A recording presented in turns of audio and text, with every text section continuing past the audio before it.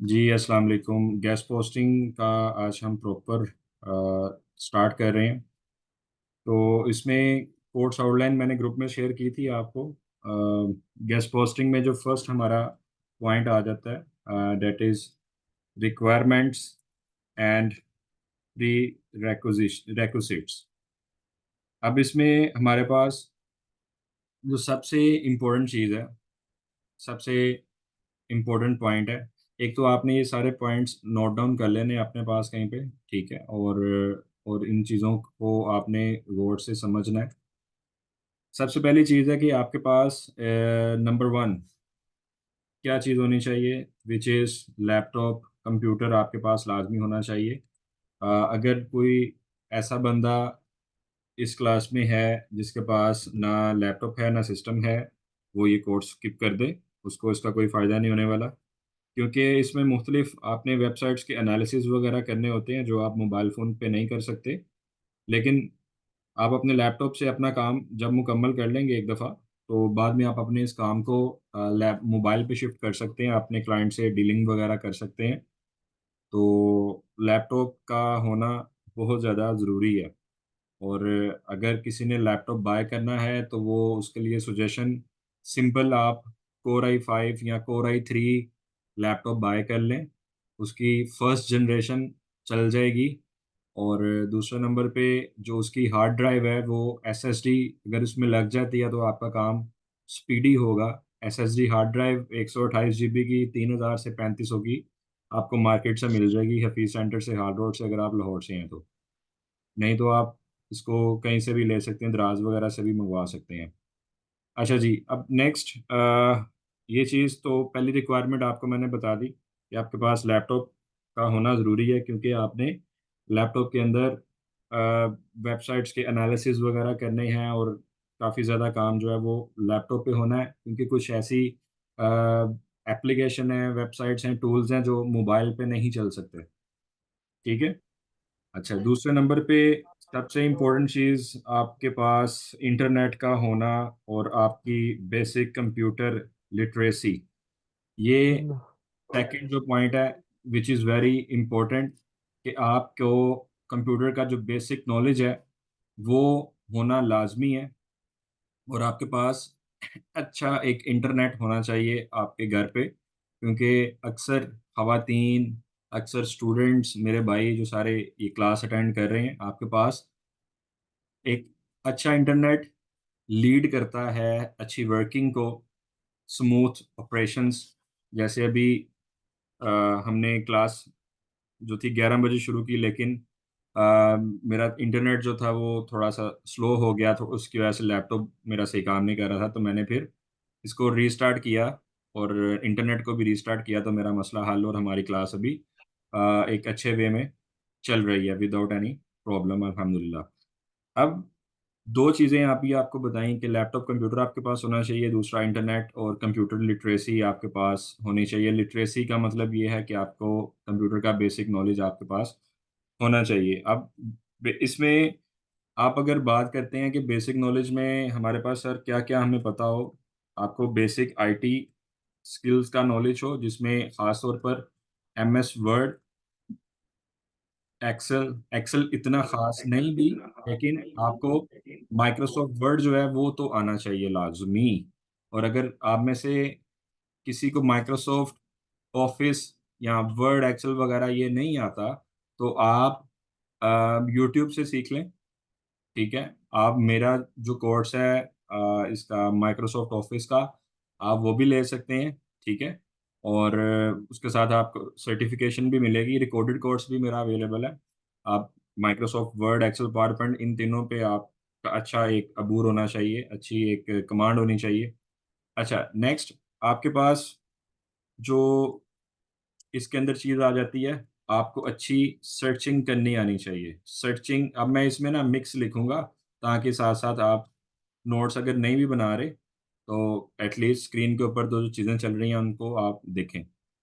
Searching अच्छी होनी चाहिए, ठीक है? मसलन आप सम टाइम, मैंने ऐसे लोग भी देखे हैं, मास्टर्स किए हुए हैं, ग्रेजुएट्स हैं, लेकिन उनको इंटरनेट से चीज़ फाइंड आउट नहीं करनी आती, वेबसाइट्स को चलाना नहीं आता, बेसिक जो सर्चिंग के मैकेनिज़्म है वो उनको नहीं पता। तो आपको गेस्ट पोस्टिंग के लिए जो रिक्वायरमेंट हैं, जिसमें बेसिक कंप्यूटर नॉलेज, अच्छी सर्च का होना, ये बहुत ज़रूरी है।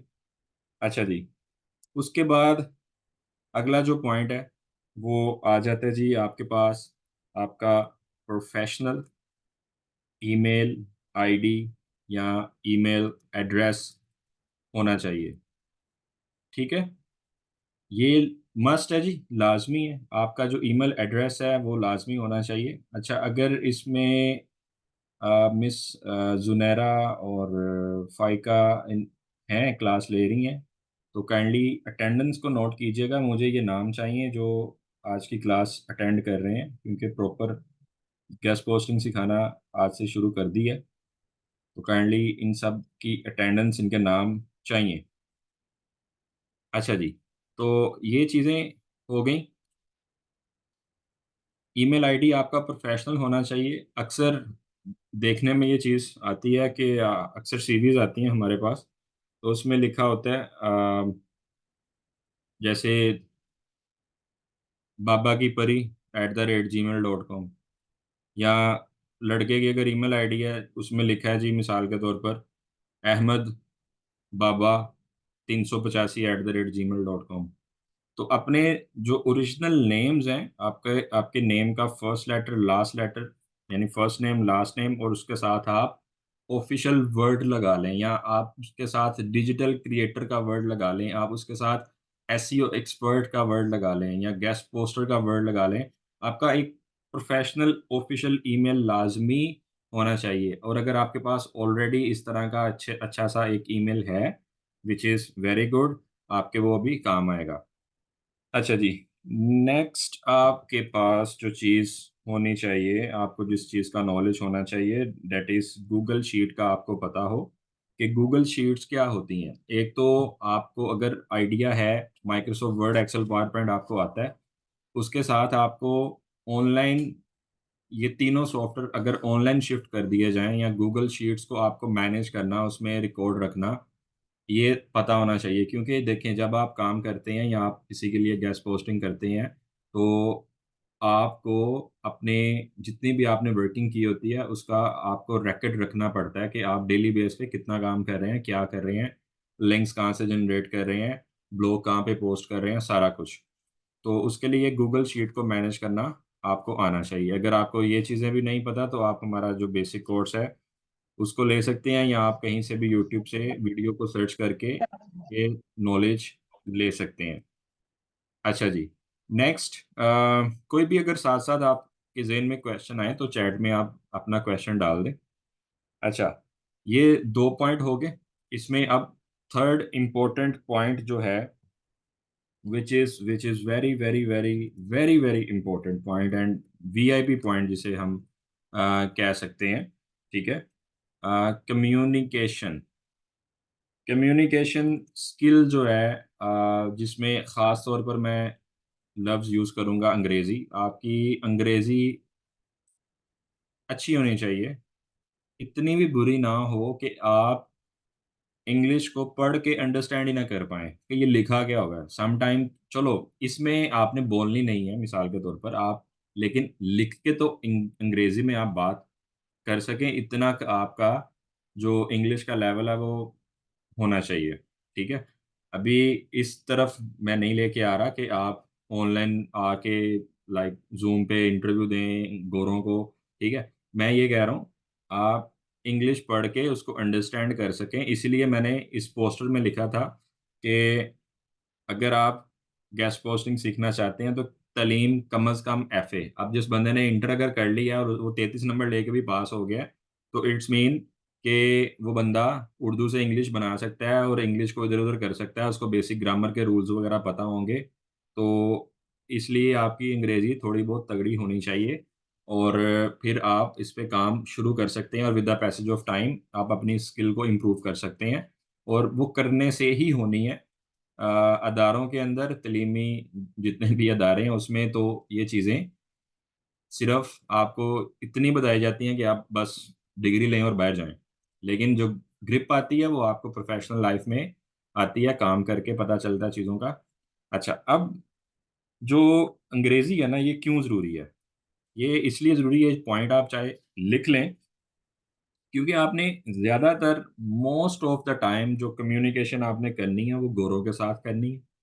ठीक है, अगर आप डॉलर्स कमाना चाहते हैं तो डॉलर तो गोरे के पास है ना, तो उसके साथ बात फिर आप पंजाबी या उर्दू में तो नहीं ना करेंगे। तो देखें, अगर आपने वेबसाइट्स की बार्गेनिंग भी करनी है या कुछ भी करना, तो आपके पास अच्छी अंग्रेजी की स्किल होनी चाहिए। अब कोई कहता है मेरी अंग्रेजी इतनी अच्छी नहीं है, तो उसको कम से कम इतनी सेंस हो कि वो बंदा गूगल ट्रांसलेटर का यूज करना जानता हो। उसको ये पता हो कि यार मैंने यहाँ पर लिखना है गूगल पे कुछ भी, तो उससे अंग्रेजी बनवा लेनी है। अब इसके साथ साथ हम आगे कंटिन्यू करते हैं कि गूगल ट्रांसलेटर और चैट जीपीटी को किस तरह से यूज करना है अपने काम में। तो आप एक तरफ मैं चैट जीपीटी, बल्कि चैट जीपीटी को ही यूज करें, गूगल ट्रांसलेटर भी भाड़ में जाए, ठीक है।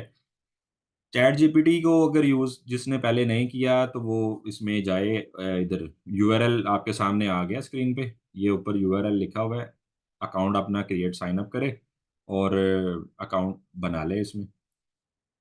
और ये जिनको मेरी आवाज़ नहीं आ रही, मैं लिख के बता दें चैट में कि अपने माइक को ऑन कर ले, ताकि मेरी आवाज़ नहीं आ सके। अच्छा जी। मिस जुनैरा एंड फाइका, आप चैट्स को हैंडल कर लीजिएगा। ठीक है जी। अच्छा, अब ये चैट जीपीटी हमारे सामने आ गया। अब ये देखें, यहाँ पर नीचे जो आपने लिखा है, देखा है यहाँ पर मैसेज चैट जीपीटी, इसको हम कहते हैं प्रॉम्प्ट। प्रॉम्प्ट का मतलब है कमांड देना, ठीक है, यानी आप क्या काम लेना चाह रहे हैं। ठीक है, अब जैसे फॉर एग्जांपल मैं घोड़े से बात करना चाह रहा हूँ या उससे मैं बार्गेनिंग करना चाह रहा हूँ, उसको मैं ये कहना चाह रहा हूँ कि भाई आपकी वेबसाइट पे मैं गेस्ट पोस्टिंग करना चाहता हूँ, तो कैसे बात करूँगा? अब मैं यहाँ पे देखें कैसे मैसेज बनाऊंगा, अपनी उर्दू लिख के, मैंने एक वेबसाइट पे गेस्ट पोस्टिंग के लिए उसके साथ रेट फिक्स करना है कि वो बंदा मुझे अलाउ करे कि मैं उसकी वेबसाइट पे वेबसाइट पे जाकर ब्लॉग पोस्ट, जाकर गेस्ट पोस्टिंग कर सकूं। मुझे एक अच्छा सा प्रपोजल बना दो या मैसेज लिख दो। ये ऐसे काम आप कह रहे हैं जैसे ही आपका नौकर है, आपका असिस्टेंट है। तो और ये वाकई सच है, आप इसी तरह कहेंगे जैसे आप किसी छोटे को काम कहते हैं कि ये करो ये करो, ठीक है। तो आप इधर लिखे मुझे एक अच्छा सा प्रपोजल बना दो, या मैसेज लिख दो इंग्लिश में, ठीक है, इतना आपने लिख दिया और आप बस करेंगे एंटर, दैट्स इट। ये आपके लिए सारा एक पूरा लेटर जो है वो खुद ड्राफ्ट कर देगा। अब इधर से आपने बेस्ट रिगार्ड में योर नेम की जगह जो ब्रैकेट आई है, इधर अपना नाम डालें, और इधर डियर और वेबसाइट के जो ओनर का नाम है, वेबसाइट पे अगर मेंशन है वो लिख दें, या वेबसाइट का नाम लिख के नीचे जो आपका मैसेज है वो आप देखें, ठीक है। और ये इंसर्ट योर प्रपोजल रेट, जितने का आप उसे रेट ऑफर करना चाह रहे हैं वो आप इधर लिखें। तो बाकी ड्राफ्टिंग देखें उसने अंग्रेजी में कर दी है, ठीक है जी। तो यहाँ से आप यूज़ कर सकते हैं, इससे काम करवा सकते हैं, मॉडिफाई कर सकते हैं अंग्रेजी को। तो ये वाला बहाना तो ख़त्म हो गया कि हमें हमारी अंग्रेजी अच्छी नहीं है। तो भाई चैट जीपीटी की अंग्रेजी अच्छी है, आप उसको उर्दू में बताओ और एंड पे लिख दो कि ये इंग्लिश में कर दो कन्वर्ट, तो वो आपको सारा कुछ कन्वर्ट शन्वर्ट करके दे देगा, ठीक है। कुछ लोग तो इसलिए इस चीज़ से पीछे हो जाते हैं कि नहीं यार, साड़ी इंग्लिश मारी है, ऐसी नहीं कर सकते, चलो जी हम गैस पोस्टिंग नहीं कर सकते, पीछे बैक गेयर लग जाता है, गिव अप कर देते हैं। अब यहाँ पर ये वाला मसला तो हो गया हल, अब वापस चले जाते हैं। कम्युनिकेशन स्किल आपको मैंने बता दिया क्यों इंपॉर्टेंट है, ठीक है। तो अब यहाँ पर नेक्स्ट जो हमारे पास पॉइंट आ जाता है, वो पॉइंट आ जाता है जी चौथी चीज, एसईओ टूल। इसको नोट डाउन करें। एसईओ टूल्स का इस्तेमाल, ठीक है, जिसमें सैमरश को चलाना हम आपको बताएंगे, हम आपको मोजबार का इस्तेमाल बताएंगे, हम आपको उबर सुजेस्ट का इस्तेमाल बताएंगे, ठीक है। और ये सारे के सारे जो टूल हैं ये पेड टूल हैं, ठीक है। पेड टूल का मतलब ये है कि ये फ्री में काम नहीं करते, इनको बाय करना पड़ता है। और हमारे पास ये टूल्स हैं, इनके ऊपर आपको प्रैक्टिस करवा देंगे। और ये इतने कोई महंगे टूल नहीं है, आप अपनी पॉकेट मनी से इनको बाय कर सकते हैं। इन डिफरेंट सर्विस प्रोवाइडर होते हैं जो ये सारे टूल्स आपको प्रोवाइड कर देते हैं, और उसका साथ में तरीका भी बता देते हैं कि इसको ऐसे यूज़ करना है, ठीक है। और हर टूल का अलग अलग काम है, ये सारी डिटेल आगे हम पढ़ेंगे। और किस टूल ने कैसे वर्क करना है वो सारा कुछ हम सीखेंगे। हम आपको पेड टूल्स भी चलाना सिखाएंगे, हम आपको फ्री टूल जो है वो भी चलाना सिखाएंगे, ठीक है। इसमें आपने परेशान नहीं होना। अभी बस आप रिक्वायरमेंट्स देखते जाएं, क्योंकि मुझे इस चीज़ का इल्म है कि आज के सेशन के बाद हमारे पास सिर्फ सीरियस लोग रहेंगे जिन्होंने वाकई में गैस पोस्टिंग सीखनी है। और मेरा टारगेट भी यही था कि अगर 100 बंदा हमारे इस कोर्स को ज्वाइन करता है, उसमें से कोई 15-20 सीरियस बंदे सामने आ जाएं, और उन्हीं बंदों को फिर हम अपनी टीम का पार्ट बनाएंगे, उनको ट्रेन करेंगे, एक्सपीरियंस देंगे, अपने साथ लेके चलेंगे, और एक्सपीरियंस लेटर भी देंगे, उनको हेल्प करेंगे।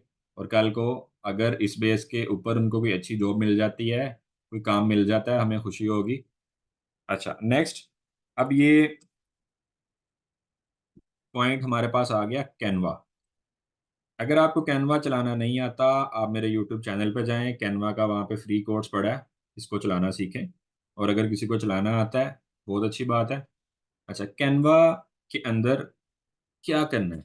कैनवा में आप ये चंद काम कर सकते हैं। मसलन आप जो ब्लॉग लिखेंगे या बनाएंगे, उसकी पोस्ट की डिज़ाइनिंग आपको आएगी, ये आपको करनी पड़ेगी, ठीक है। ब्लॉग इमेजेस वगैरह डिज़ाइन करने पड़ेंगे। इन्फोग्राफिक्स अगर आप बनाना चाहते हैं, आप वो बना सकते हैं इसके अंदर।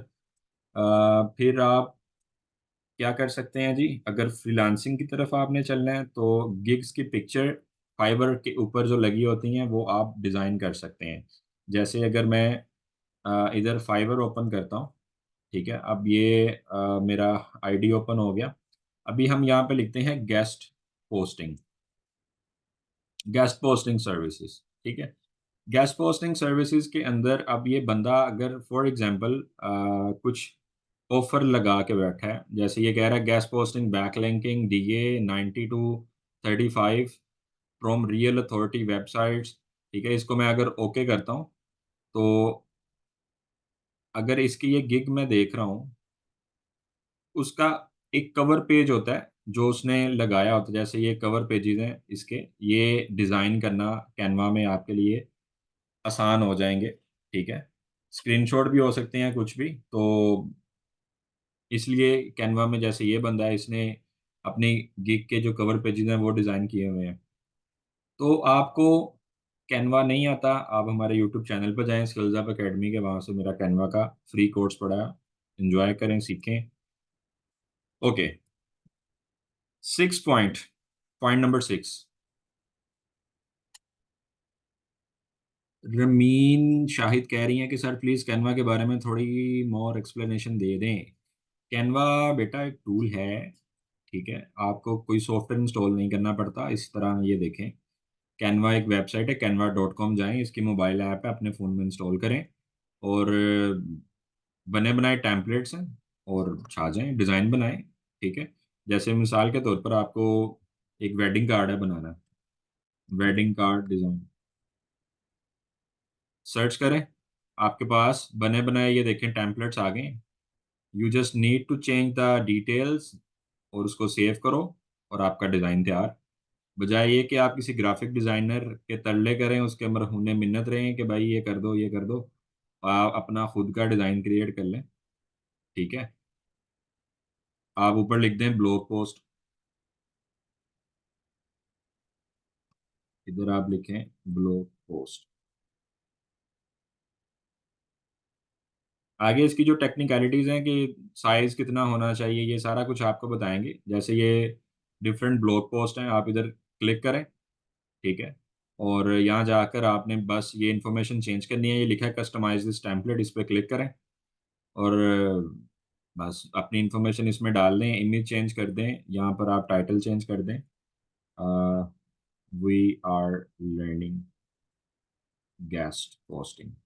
ये आपका पोस्टर तैयार हो गया, ठीक है। कलर स्कीम चेंज करनी है, यहाँ से अपनी मर्जी का रंग लगा लो, जो जो आपको चेंज करने हैं अपने हिसाब से लगे रहो, ठीक है। और ये शेयर का बटन है, यहाँ पे डाउनलोड का बटन है।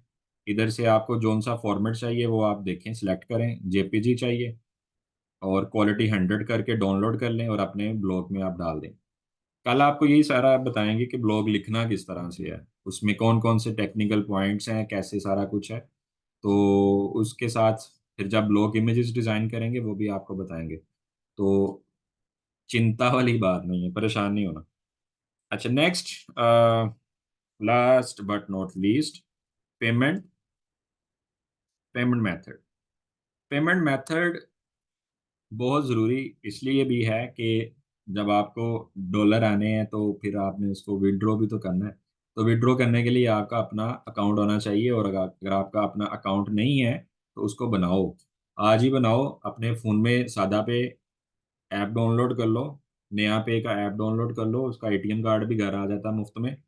और वो नहीं है तो आपके पास पेनियर है, ठीक है। आप ये मैं इधर लिख देता हूँ स्पेलिंग, इसको सर्च करें, गूगल पे जाएं, यूट्यूब पे जाएं, इसका वीडियो देखें कि पेनियर का जो अकाउंट है वो किस तरह बनता है, और उसके बाद आप नया पे का अकाउंट कैसे बना सकते हैं। मोबाइल ऐप इंस्टॉल आप करें, पेपाल का अकाउंट अगर आप बनाना चाहते हैं वो बनाएं। पाकिस्तान में तो ये बनता नहीं है, लेकिन डिफरेंट सर्विस प्रोवाइडर हैं जो कुछ अमाउंट लेते हैं और आपको पेपाल की अकाउंट की सर्विसेज जो हैं वो दे देते हैं, ठीक है जी। तो अगर आपका अपना बैंक अकाउंट है वो बनाएं। अगर आप कहते हैं कि यार बैंक अकाउंट नहीं बनाना, इवन आपके पास इजी पैसा है उसके ऊपर भी पेमेंट्स आ जाती हैं। आप कुछ ना कुछ आपके पास होना चाहिए जहां पर आप अपने क्लाइंट को अपना अकाउंट नंबर, आईबैन नंबर सेंड करें, वो आपके अकाउंट में डॉलर फेंकना शुरू करें, ठीक है जी। ओके, नेक्स्ट, अली रजा साहब कह रहे हैं कि नया पे से डायरेक्ट पेमेंट रिसीव हो जाएगी। डिपेंड ऑन क्लाइंट, के क्लाइंट आपको क्या क्या कहाँ पे सेंड करना। कुछ क्लाइंट इतने लीचर होते हैं, वो कहते हैं कि हमने सिर्फ पेमेंट पेपाल के अकाउंट में ही भेजनी है। तो हमारी ये कम्युनिटी बिल्ड हो रही है ना, जैसे अभी ये 30 लोग क्लास ले रहे हैं, ठीक है, इनमें से किसी ना किसी का पेपाल का अकाउंट होगा, तो आप उसके अकाउंट में मंगवा के ट्रांसफर करवा लें, ठीक है। तो वो जब एक बंदा नेटवर्क में आता है तो चीज़ें आसान हो जाती हैं, बजाय ये कि इंडिविजुअली टकरे मारता रहे। तो अच्छा जी, ये 6 पॉइंट जो आपके हैं वो कंप्लीट मैंने अभी तक आपको करवा दिए। अब अगला जो नेक्स्ट स्टेप है उसकी तरफ हम चलते हैं, और इन कुछ इंपॉर्टेंट टर्म्स को आप नोट डाउन करना शुरू करें। इधर मैं हेडिंग दे देता हूँ, इंपॉर्टेंट टर्म्स। अच्छा जी, सबसे पहले जो इम्पोर्टेंट टर्म है वो आपको बताते हैं, क्वेश्चन बल्कि कह लें, question 1, what is DA, what is DA. And next question बताने से पहले इसका जवाब आप सुन लें। इसका जवाब है, डीए का मतलब डोमेन अथॉरिटी। डोमेन अथॉरिटी क्या होती है? डोमेन अथॉरिटी क्या होती है असल में, ये जो डीए है इसको बिल्टअप किया है मोजबार का जो टूल है हमारा, उस कंपनी ने इसको बनाया इसलिए, ये बताने के लिए, ये टूल आपको बताता है, यानी डीए आपको ये बताता है कि आपकी जो वेबसाइट है वो कितने अच्छे तरीके से, कितने अच्छे वे में सर्च की जा रही है, किसके ऊपर, गूगल के ऊपर, ठीक है। और इधर एक आपको या मैं यहाँ पर लिख देता हूँ, पावर्ड बाय मोज,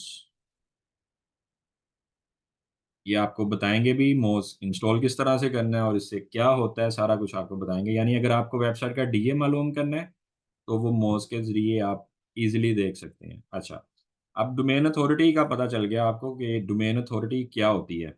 अच्छा, यानी आइडिया हुआ है, जस्ट पता चला कि डीए का मतलब डोमेन अथॉरिटी है, ठीक है। क्योंकि मैं आपको सबको ये कंसिडर कर रहा हूँ कि आप बिल्कुल स्क्रैच से, बिल्कुल एक कच्ची स्लेट की मानी, बिल्कुल कुछ भी नहीं पता, इस तरह से आपको मैं सिखा रहा हूँ। इसमें डीए में ना स्कोर होते हैं, ठीक है। जैसे वेबसाइट के स्कोर हैं, या आपका जो पेपर है वो 100 नंबर का है, तो डीए का पेपर भी 100 नंबर का है, ठीक है, एक 0 से लेके 100 तक। ठीक है, तो आपने कौन सी वेबसाइट को प्रेफर करना है, ठीक है, कौन सी वेबसाइट आपकी नज़र में अच्छी है। ऑब्वियसली जिसका स्कोर ज़्यादा है, ऑब्वियसली, यकीनन जिसका स्कोर ज़्यादा है, यानी अगर किसी वेबसाइट का डोमेन अथॉरिटी 60 है, 50 है, 90 है, तो इसका मतलब है कि उस वेबसाइट की उतनी ज़्यादा वर्थ है। ठीक है, अब जिस वेबसाइट की डोमेन अथॉरिटी 18 है, 15 है, इट्स मीन के वो अभी स्ट्रगलिंग फेज में है, या इतनी अच्छी नहीं है कि वो 80 वाले मुकाबले में आप उसको रखें। ठीक है जी। तो डीए जितना हाई होगा उतना अच्छा होगा।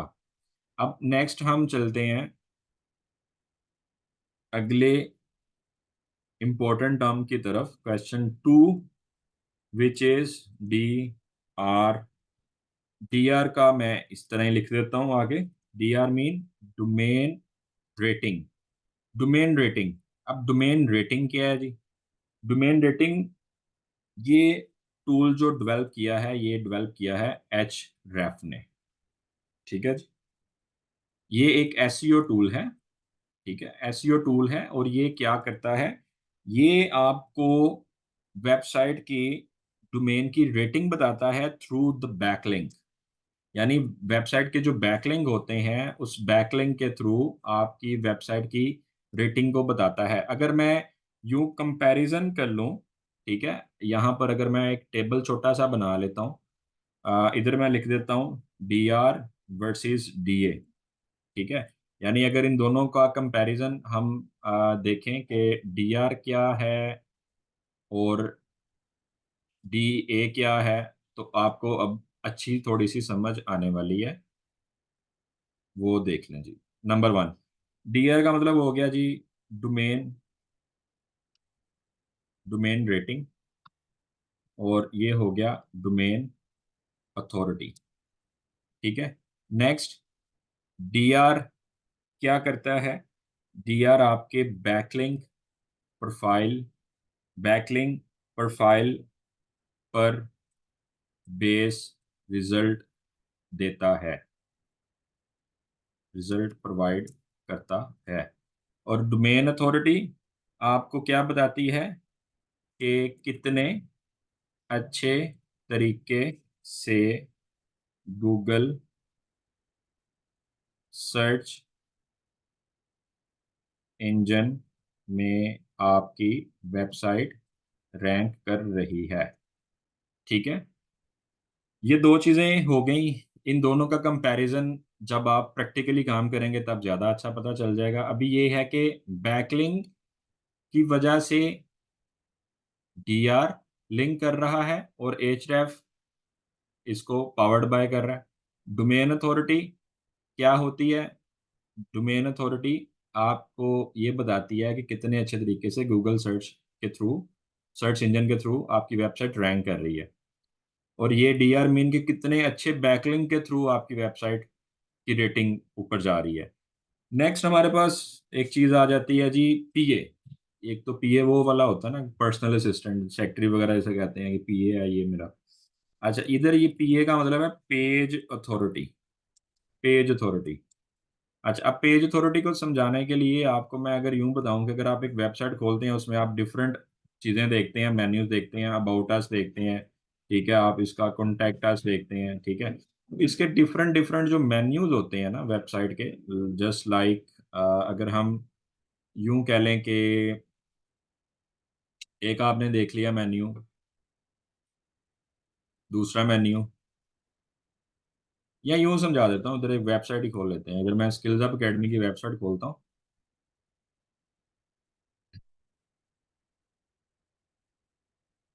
ये देखें, ये ऊपर आपको मेन्यूज नजर आ रहे हैं, होम सर्विसेज, और ये सारे मेन्यूज, कोर्सेज, ये सारे पेजेस हैं असल में ना, ये सारे पेज हैं। ये मेन्यूज डेवलपमेंट की जुबान में, वेबसाइट डेवलपमेंट में इसको पेजेस कहते हैं। लाइक वेरिफिकेशन का टैब आ गया, टैब भी बोल देते हैं, ठीक है, कॉन्टैक्ट अस का टैब आ गया, ठीक है, इसी तरह ये स्टूडेंट पोर्टल का टैब आ गया। ठीक है, अब यहाँ पर हमारे पास ना इन डिफरेंट पेजेस की डोमेन अथॉरिटी को चेक करने के लिए हम एक टर्म यूज कर रहे हैं, इसको हम कहते हैं पीए। यानी हर पेज की कितनी कितनी वर्थ है उसको जज करते हैं, उसका अलग अलग डीए को चेक करना उसकी पेज अथॉरिटी कहलाता है। I hope that you guys understand. यानी स्पेसिफिक पेज को देखना आपका कहलाता है पीए। ठीक हो गया जी। अब हमारे पास नेक्स्ट जो चीज आ गई वो आ गई एसईओ। एसईओ को अगर हम लें तो बड़ा सा लिख देता हूँ एसईओ। इसकी ना आ जाती हैं मेजर मेजर जो टाइप है, टू टाइप्स हैं, on page, off page. On page SEO और off page SEO. On page SEO क्या होती है और ऑफ पेज एसईओ क्या होती है? वेबसाइट को बनाना। जैसे आपके सामने ये एक वेबसाइट है, इस वेबसाइट के ऊपर आप सारा कुछ देख रहे हो, ये कंटेंट पड़ा है, ये लिखा सारा पैराग्राफ, हेडिंग, स्टाइल, ये वो, थीम कैसा रखा है, डिज़ाइन कैसा रखा है, अच्छे टैग्स लगे हैं कि नहीं लगे, वेबसाइट की स्पीड कैसी है, इमेजेस कैसे हैं, हेडिंग का स्टाइल कैसा है, ये सारा कुछ जितना भी तमाम तर मामला काम, ये ऑन पेज एसईओ का काम होता है। लेकिन इसके साथ हमारा अभी गेस्ट पोस्टिंग का कोई ताल्लुक नहीं है। गेस्ट पोस्टिंग का लिंक है ऑफ पेज एसईओ के साथ। ऑफ पेज का मतलब क्या है? वेबसाइट से बाहर निकल के वेबसाइट का काम करना। मसलन अगर आपको किसी ने गेस्ट पोस्टिंग के लिए कह दिया तो आपको उससे कोई यूजर नेम, पासवर्ड, कोई सिक्योरिटी, कोई लिंक, कुछ भी नहीं चाहिए। आपको चाहिए तो वो कीवर्ड्स चाहिए जिन कीवर्ड्स के ऊपर आपने इस वेबसाइट के इस यूआरएल को रैंक करना है। ठीक है। तो ऑफ पेज एसईओ के अंदर हमारे पास डिफरेंट टेक्निक्स हैं जिनको हम यूज़ करते हैं, जिसमें आपको मैं बताऊंगा, वेब 2.0 को बताऊंगा। ठीक है। बैकलिंक जनरेट करते हैं आप असल में ना ऑफ पेज के अंदर। ठीक है। तो बैकलिंक किस तरह से जनरेट करने हैं, उसके लिए कौन कौन सी टेक्निक्स हैं, डू फॉलो लिंक्स क्या होते हैं, अनफॉलो लिंक्स क्या होते हैं, ठीक है, कौन से लिंक्स इंपॉर्टेंट है। तो ये वेब 2.0 के ऊपर आप जाकर डिफरेंट वेबसाइट्स क्रिएट करते हैं जिसके अंदर आपके पास डिफरेंट डिफरेंट जो है ना चीज़ें आ जाती हैं। यानी एक वेब 2.0 को थोड़ा सा अगर मैं यूं बताऊं, ये आप देखें, कोई इसको 2.0 कहता है, ये असल में 2.0 है। इसमें ना आप डिफरेंट टूल्स को यूज़ करके अपनी वेबसाइट्स या अकाउंट क्रिएट करते हैं। और ये फ्री टूल है जिसमें वर्डप्रेस आ जाता है आपका, जिसमें आपका blogger.com आ जाता है, जिसमें आपका आ जाता है जी वेबली आ जाता है, जिसमें मीडियम आ जाता है, जिसमें टम्बलर आ जाता है, और आ जाता है जी हमारे पास और पिंजू है, और इसमें wix.com है। ठीक है जी। और इसमें लाइन जर्नल आ जाता है। ये तमाम जो अकाउंट्स हैं, तमाम प्लेटफॉर्म हैं, इनके ऊपर जाकर आप बैकलिंक लगाते हो। ठीक है। और ये फ्री साइट्स हैं, इनके ऊपर जब आप बैकलिंक लगाते हो काम करते हैं, लेकिन इतनी वर्थ नहीं होती जितनी बैकलिंक की वर्थ आपकी बनती है गेस्ट पोस्टिंग से। यानी गूगल 90% 90% जो स्ट्रॉन्गेस्ट मोस्ट पावरफुल बैकलिंक जिसको एक्सेप्ट करता है या मानता है, वो गेस्ट पोस्टिंग के थ्रू जो बैकलिंक आपकी वेबसाइट पे आता है उसको मानता है। ठीक है। अब मिसाल के तौर पर अगर हम इसकी तरफ चलें कि गेस्ट पोस्टिंग अब करनी किस तरह से है, उसके लिए एक नंबर एक आपको कीवर्ड चाहिए, आपको आर्टिकल्स लिखने हैं। आपको पहला स्टेप आप इसमें अगर आप ये कह लें कि आर्टिकल लिखना है, कैसे लिखना है, क्या करना है, ये कल की क्लास में हम सीखेंगे। आर्टिकल राइटिंग किस तरह से करनी है, और फिर उसको ले जाकर किसी की वेबसाइट पे कैसे चढ़ाना है, इंडेक्सिंग कैसे करानी है, ये सारा कुछ तमाम तर चीज़ें आपको बताएंगे। ठीक है। तो यहाँ तक कोई भी कन्फ्यूजन आपको हो, लेक्चर को दोबारा देखें, मुझे इनबॉक्स कर दें। ठीक है। आप मेरे से क्वेश्चंस पूछ सकते हैं, you are open to ask. अब हमारे पास 2 मिनट हैं, अगर किसी का कोई भी क्वेश्चन, कोई कंसर्न है, अपना माइक ऑन करके सवाल जवाब मेरे से कर सकता है। जी।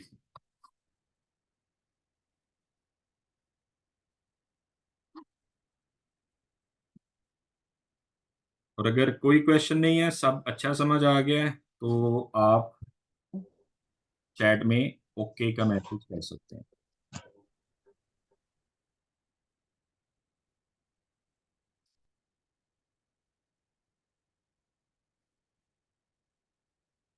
चैनल नेम मेरा पूछ रहे हैं जी, स्किल्स अप एकेडमी आप लिखें गूगल पे, सर्च करो ना, लिंक भेजूंगा तो वो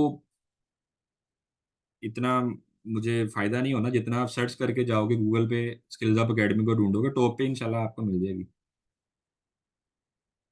तहरीम कह रही है कि डीआर का बताएं थोड़ा सा। डीआर डोमेन रेटिंग का बैकलिंक के थ्रू ये करेंगे ना प्रैक्टिकली, तब ज़्यादा अच्छी आपको समझ आएगी। अभी जो आपको मैंने पॉइंट्स नोट करवाए हैं ना, ये आपके काम आने हैं, आपके बेसिक बेसिक कॉन्सेप्ट्स को क्लियर करने के लिए।